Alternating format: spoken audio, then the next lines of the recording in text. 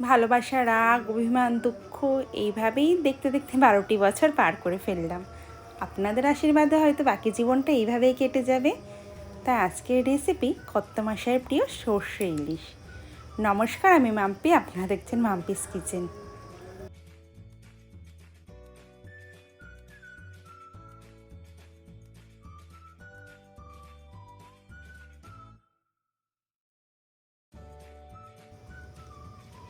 এই দেখুন, ইলিশ মাছগুলো কেটে ধুয়ে একটি পাত্রে রেখেছি।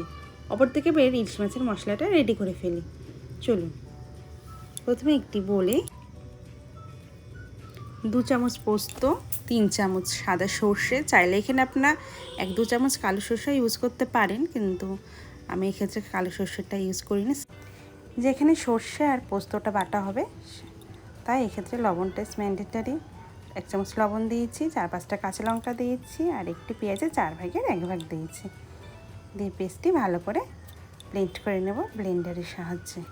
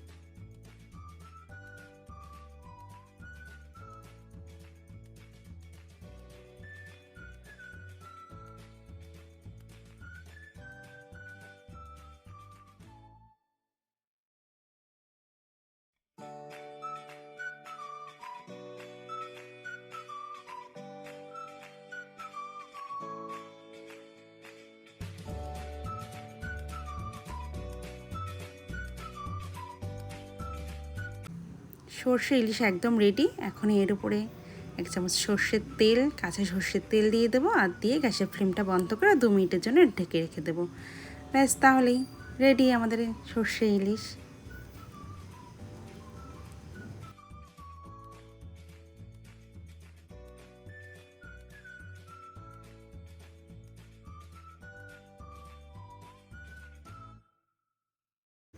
ভিডিওটি যদি ভালো লেগে থাকে তবে ভিডিওটি লাইক আর চ্যানেলটি সাবস্ক্রাইব করবেন, আর যদি ফেসবুক থেকে দেখে থাকেন তাহলে অবশ্যই ফলো করবেন।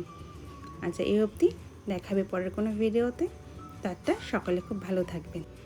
এই 12 বছর বিবাহবার্ষিকী উপলক্ষে আপনাদের সকলের আশীর্বাদ একান্ত কাম্য। আশীর্বাদ করবেন। যাতে কর্তমাশয় আমাদের সন্তান সুস্থ থাকে।